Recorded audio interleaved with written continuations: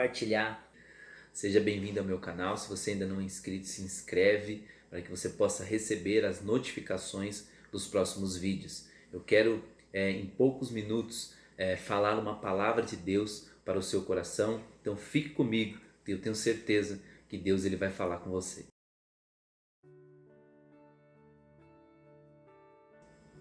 Bom, o texto que eu quero ler, na verdade eu quero falar alguns textos, da palavra de Deus. No último vídeo que eu coloquei, eu falei um pouco sobre a vida do apóstolo Tomé, antes também um pouco do apóstolo Pedro, e hoje o escolhido é o apóstolo João. João foi aquele discípulo, amado, que escreveu o Evangelho de João, escreveu as 3 cartas, e também escreveu o livro de Apocalipse. João ele é conhecido justamente como o discípulo a quem Jesus amava, e ele mesmo se refere a isso.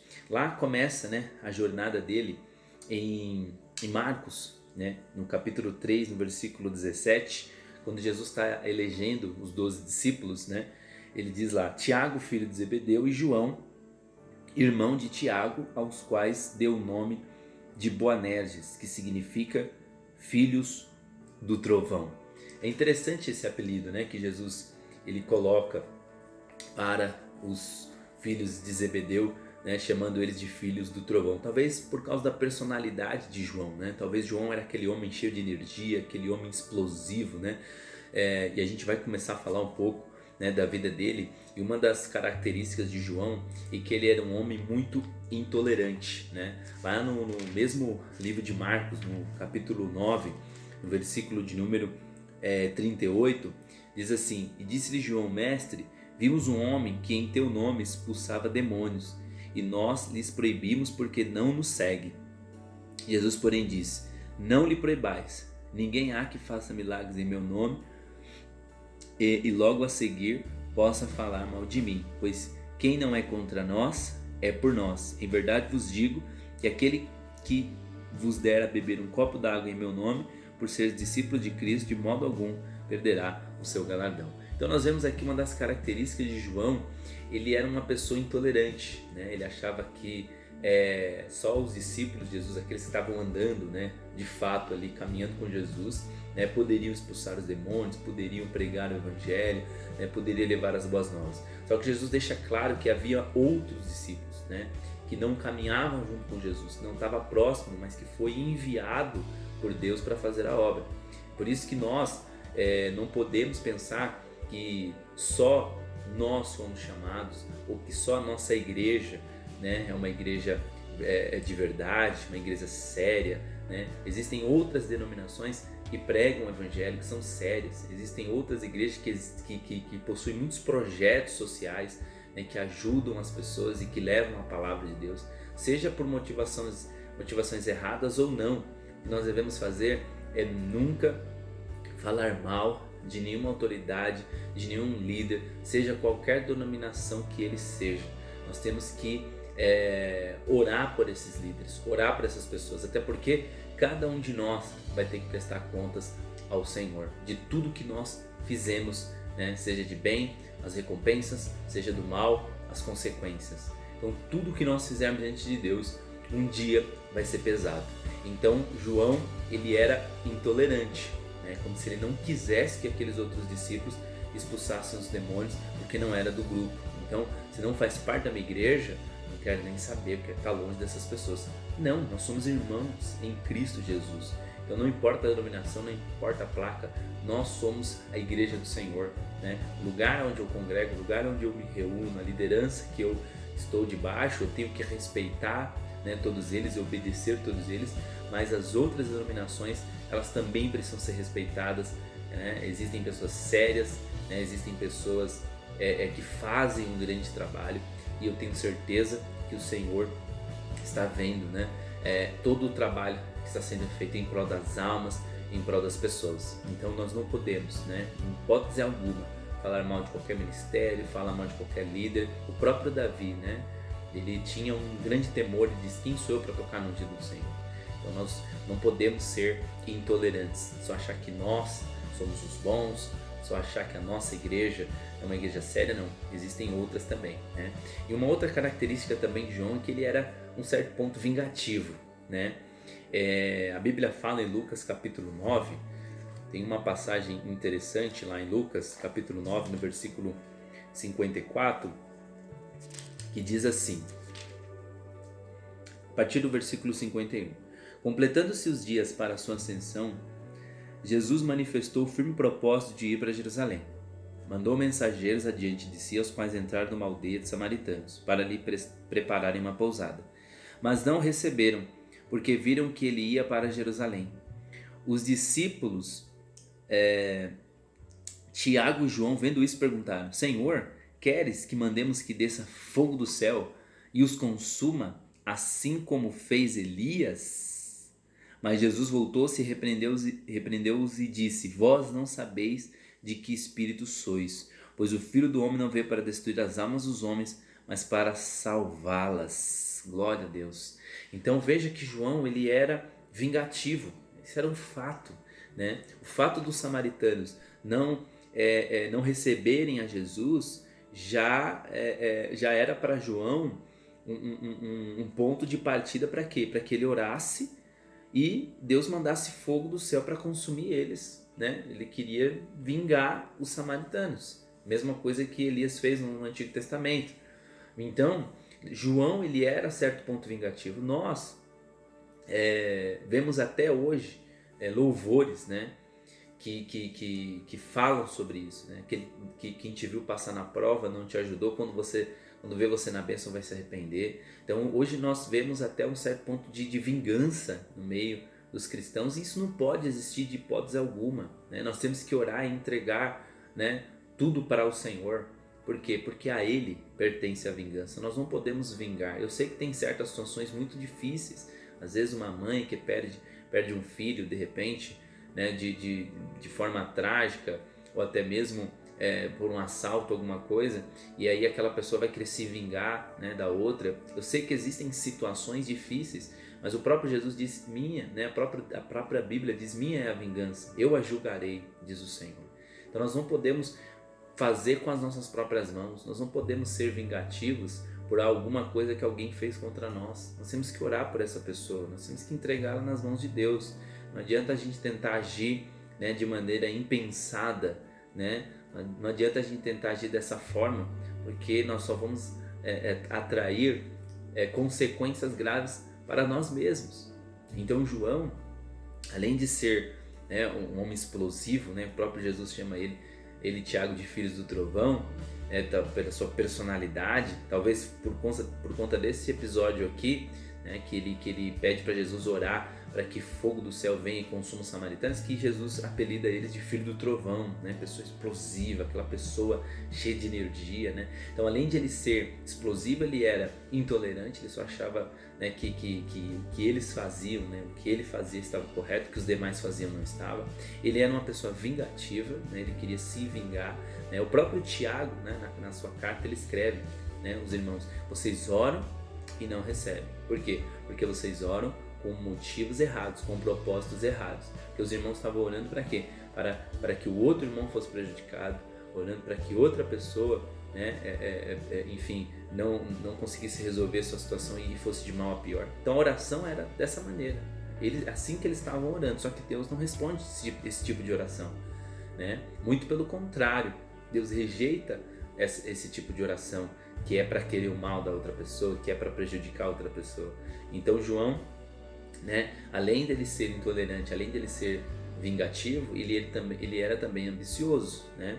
Lá na passagem de Marcos capítulo 10, versículo 35 a 37, o próprio Tiago e João chegam para Jesus e falam: mestre, você não quer separar um lugar, né, para mim, uma direita ali, uma esquerda, um para mim, um para Tiago, para que nós possamos sentar do lado do seu trono no céu?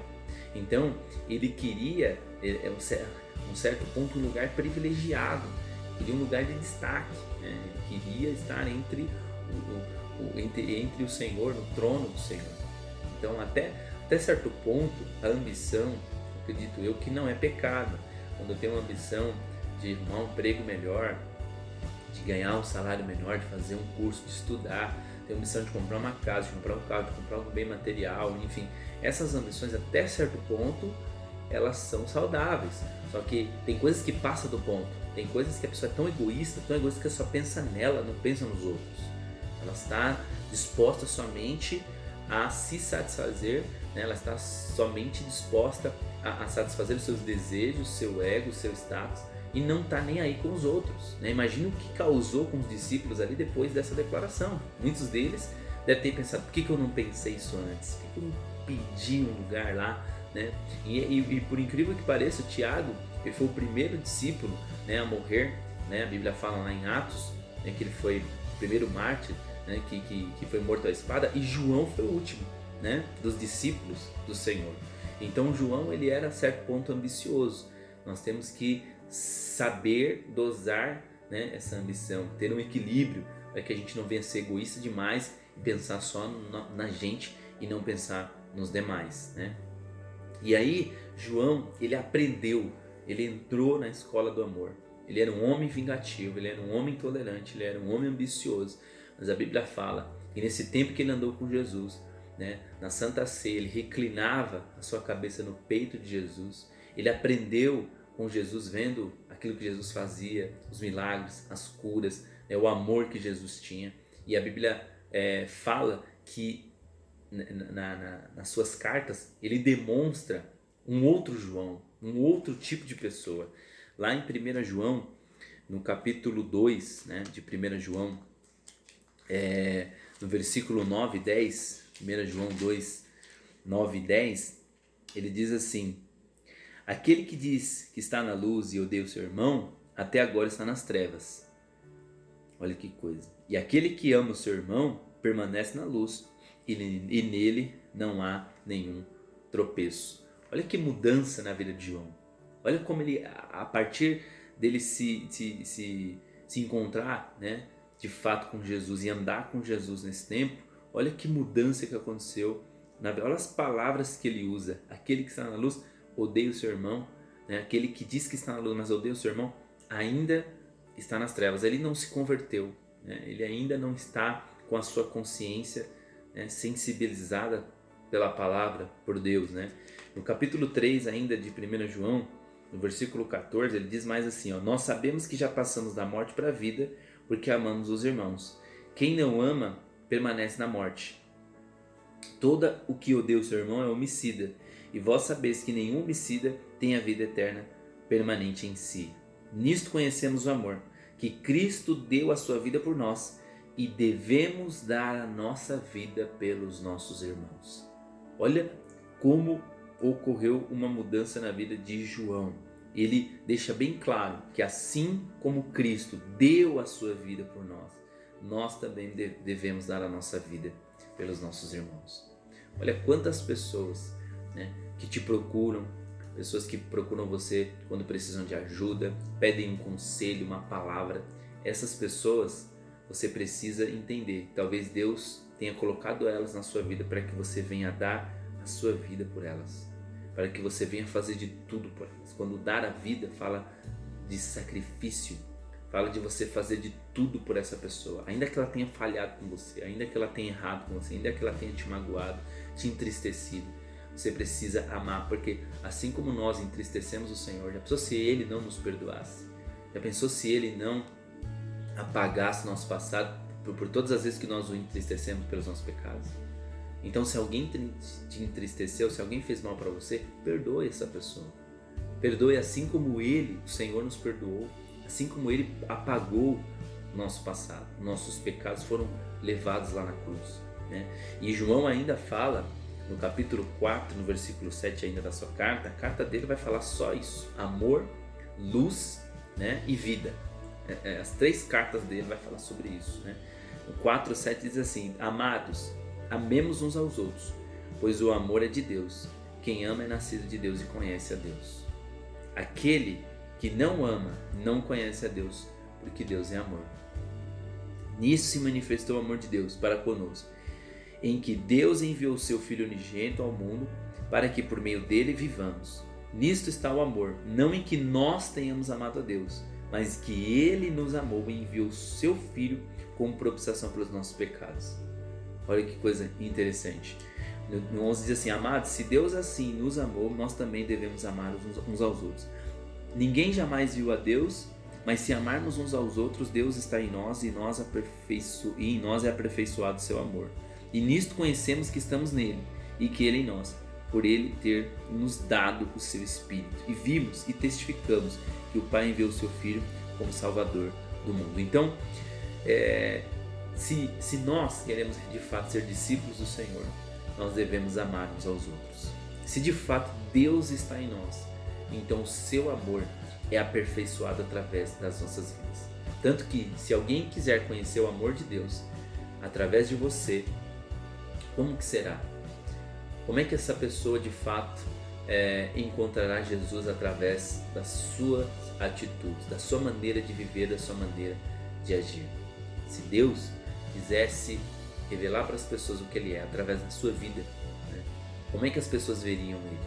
Uma pessoa que ama ou uma pessoa que odeia? Uma pessoa que está disposta a dar a sua vida ou uma pessoa egoísta, ambiciosa, uma pessoa vingativa? Será que as pessoas olham para você, né, e percebem que você é uma pessoa vingativa, que você quer dar o troco, que você quer pagar com a mesma moeda? Ou as pessoas olham para você como uma pessoa que verdadeiramente carrega, né, o amor de Deus, que perdoa, que esquece, né? Eu sei que não é fácil, existem situações que nós guardamos por muito tempo, por muitos anos, mas a graça de Deus e o amor aperfeiçoado, o amor do Senhor aperfeiçoado em nós, nos ajuda a perdoar, virar a página e recomeçar. Que você possa aprender na escola do amor, andando com Cristo, a verdadeiramente, né, ter uma amizade com o Senhor, uma comunhão com Deus, e você verdadeiramente amar todos os irmãos, amar todas as pessoas, independente do que elas tenham feito para você. João, ele se refere pelo menos aqui, né, ao amor 25 vezes ou até mais nas 5 cartas que ele escreveu no Novo Testamento. E foi confiado para João cuidar só da mãe de Jesus. Quando ele está na cruz, ele olha para João e diz: eis aí a tua mãe, né? E diz para Maria: eis aí o teu filho. Então João recebeu, né, essa ordem de cuidar da mãe de Jesus. Quem que o Senhor colocou para que você possa cuidar? E o que você tem feito, né? Você tem orado, você tem conversado, você tem investido tempo nesta pessoa, você tem se mantido disposto a ajudar, né? Disposto a estar ali próximo para o que der e vier. Tenho certeza que Deus colocou pessoas, confiou pessoas para você cuidar, e que você possa cuidar com muito amor, porque se você ama o Senhor, você com certeza vai cuidar dessas pessoas com amor. Que Deus possa, que você possa ser abençoado através dessa palavra, e que Deus faça essa palavra frutificar no seu coração. Amém? Que Deus abençoe a sua vida, a sua casa, a sua família. Olha, muito obrigado por você estar comigo aqui neste vídeo. Obrigado por estar aqui no meu canal. Quero que você dê uma curtida, compartilha esse canal com seus amigos, seus familiares, tá bom? E que Deus abençoe grandiosamente a sua vida e a sua família, e até a próxima.